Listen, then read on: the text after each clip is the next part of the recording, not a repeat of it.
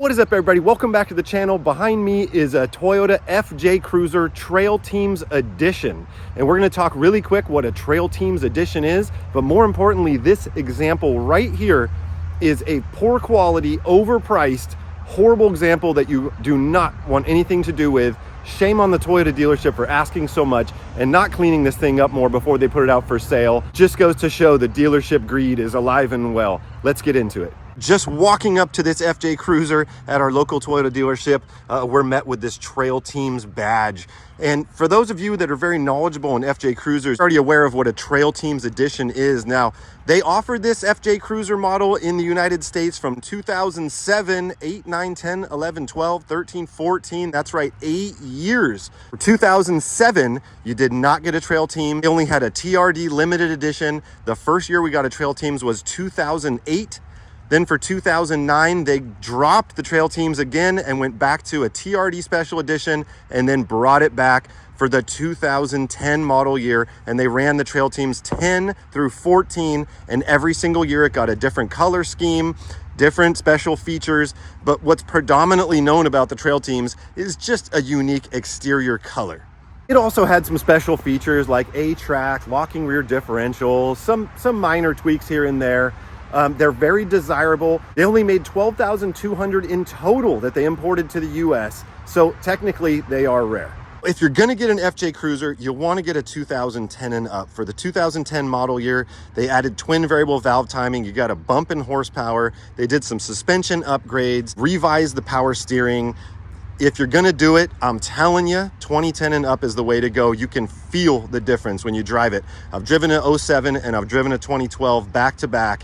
They're night and day. Now, another reason to get a 2010 and up, and this was actually added for 2009, but for 2010 and up, let's just pretend 09 doesn't exist. You get a backup camera, and the screen is actually in the mirror, but either way, I think it's a huge upgrade, and it's totally worth it. All FJ Cruisers are made in Japan and shipped over, so you got that Japanese quality. There's just something unique about them. I mean, everything from the roof rack to the side view mirrors, the 3 windshield wipers, they're just weird and unique in an awesome way. Except this one. I don't like this one. This one is no good, and I'm gonna tell you why. First and foremost, it's the details right here. So 2012 FJ Cruiser base, no problem with that. 53,000 miles, no problem with that. That's where the problem is. $43,000. Once you put in sales tax and all that good, you're talking $50,000. I mean, that is about $10,000 more than this thing was out the door brand new. So that's insane. You're paying $10,000 more than it was new. And this thing is, I'm going to say it's actually in pretty poor shape. Now, I hate just going and ripping up vehicles, but let's just get into it. I'm going to say it's in poor condition for 2 reasons. One is cosmetic. Now, functionality wise, we have a extended big old coilover in there. I really don't like the angle of that upper control arm. This suspension is absolutely maxed out, and with only 53,000 miles, I'm gonna say that it's probably started to do some pretty good aggressive wear on the suspension. Second thing is these wheels and tires. This wheel and tire combo is absolutely hideous. Now, for having a lift kit on it, which I'm gonna say it's about a 3-inch lift, it has a 265 tire, and I'm pretty sure the dealer probably just put these on it because they're the cheapest tire you can get.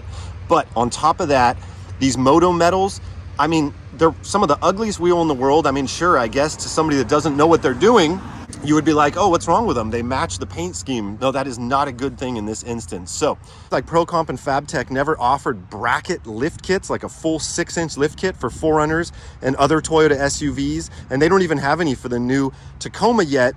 But you could get a FabTech 6-inch lift for this vehicle. They have some really good lift kit options. King, Icon, tons of good options. This is a very poor lift kit right here. I suspect that all this stuff needs to be replaced. Now, I can't tell. I'm an absolute FJ Cruiser nut, but I can't tell if it's missing a splash guard. Now, it's like you see these holes, and it seems like there's supposed to be some sort of splash guard, because to just look in here and see this much engine is odd. I don't recall there being a splash guard. I've seen people, they offer tons of aftermarket kits to put in some sort of splash guard, but something needs to be addressed with that. The fact that this thing's been on the road for 13 years with no splash guard, it just this whole wheel well does not reflect a $50,000 vehicle. People who live in like rusty places are gonna hate that I'm critiquing this, but the suspension's just a little bit rusty and crusty. Again, it's not something that I would think when I think of a 42999 FJ Cruiser. You really start taking a deep look in this thing, yeah, it could probably use some lower ball joints. Well, I just talked to the sales manager. He came out, he was really excited about potentially selling this thing to me. And he told me they just got it on a trade-in. It's not a local vehicle, it's actually out of state. And him and I were kind of joking around, and I was saying they probably gave somebody $21,000 on a trade-in. You know, and this is, I actually sold cars for 2 days at one point in my life, and I took a class, and they taught us how to walk around and point out all the defects and subliminally reduce what you're going to pay the person on the trade-in. And I'm sure that when they walked the person around, they're like, you know what, it needs ball joints, it needs rear shocks, the whole underside is pretty tarnished, all the plastics on it are pretty faded. You know what, it's 13 years old, you know, these things aren't even popular anymore, it has outdated technology. They were lucky to even get $21,000 for it, and then they barely even clean it, put the cheapest tires in the world on it, and then ask $42,995. When I say that's a premium price, that's an understatement.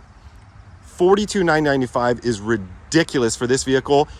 I would not pay a dime over $25,000 for this. Let me know in the comments below what you guys think, but I think this is a $25,000 FJ Cruiser all day, no more. I feel like I'm showing my age when I say this, but first thing you would need to do is source 5 factory wheels, get these things switched out, get some new coilovers for the front, jump up to some 33s, get the underside detailed, address the ball joints, get some new shocks for it, probably do a major service, spark plugs, all that stuff, and then you'd be good to go. But you're talking a few $1,000s. And just out of the corner of my eye, I noticed we got some dangly wires, and that's not a super big deal. But again, $42,995 and we got dangly wires? No, dangly wires are Craigslist or marketplace stuff, not dealership. Anyways, I'm just a Toyota nut, so when I came by the dealership and saw this thing, you know, and this is the first vehicle you pass by when you come out, this is what they're most proud of. And when I saw this thing, I go, oh, that's pretty cool, let's go check it out. But when I saw the price, I choked. Those are my thoughts on this FJ Cruiser. Definitely let me know what you think down below. Anything I got wrong. Now, the thing is, it does come with an amazing dealer warranty right here. You get 3 months or 3,000 miles. 3 months or 3,000 miles. I have a feeling the 3 months is going to come first. And it says that they'll cover pretty much anything in that time. And I don't necessarily think you're going to have any drivetrain issues or any major suspension failures in those 3 months, 90 days. But we're talking $50,000, and in 90 days, you are unprotected. That is no good. Now, they're not making any more of these FJ Cruisers. They are getting harder to find.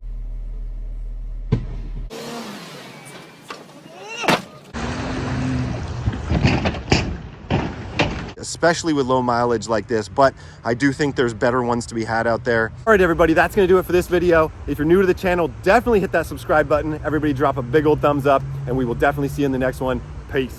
I mean, they couldn't even scrub the wheel wells for $50,000. You could have made this stuff look brand new. Ridiculous. What are those guys doing in the detail department? Snoozing. Look at this on the way out. These are the recently traded in vehicles. You can tell, not only can you tell it's a trade-in because it says this vehicle is not for sale, but the sales manager dude said somebody just came and traded this thing in the other day. They were the original owner. And as you can tell from the front bumper, it is a 5 through 7, my favorite year for the first gen Sequoia, but fresh trade-in. I cannot even imagine how much they gave them for a trade-in on this thing. I bet you it was $1,000 or something like that. Got a little scraper on the back bumper. I wonder what the next step in the journey of life for this Sequoia is, because as we know, they're not going to clean it up here and put it for sale. Apparently, they traded it in on a new Sequoia. I mean, talk about getting your money's worth. Drive this thing for probably 300,000 miles for 18 years and then go get a new one. Awesome.